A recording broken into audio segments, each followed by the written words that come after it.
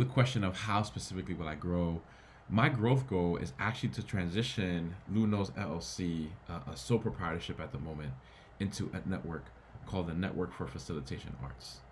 And so this will happen by me expanding my own training programs, developing online courses, and building strategic partnerships that will allow me to form this network.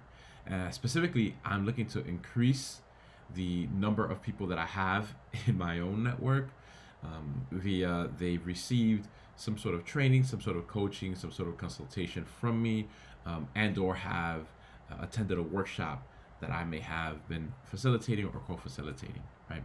And I'm also looking to launch a series of my own courses over the next year.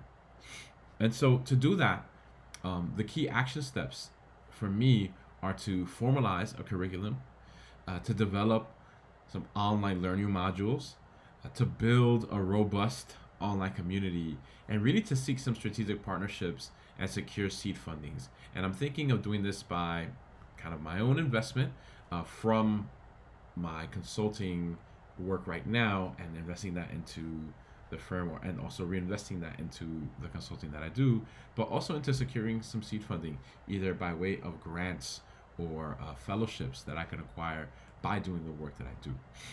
I'm also beginning to document all of my processes in regards to what it means to create this type of trustworthy network that I'm intending to build.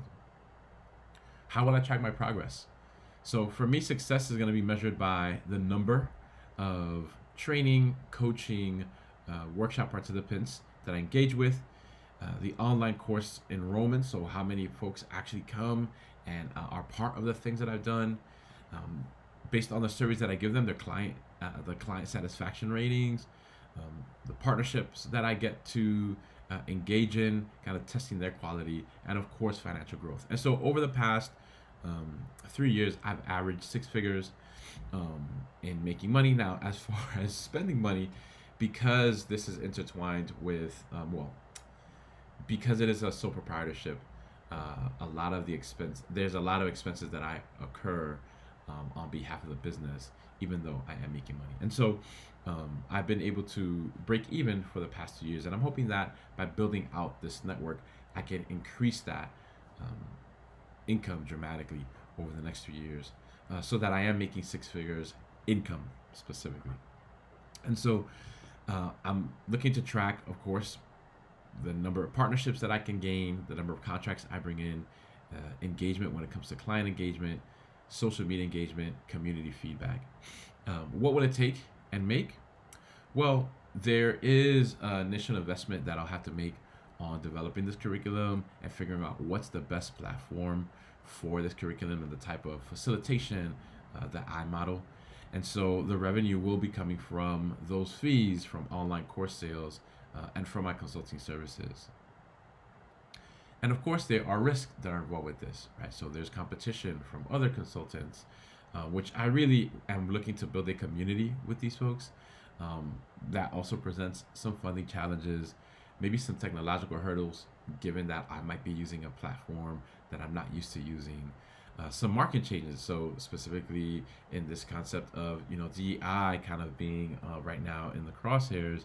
There's a market change there that is happening overall, not specifically I think for me, because I have been able to develop a very specific, I would say, brand of work that I do that calls in the type of folks that are really centered around equity, justice, and liberatory workspaces beyond executive orders or governmental issues.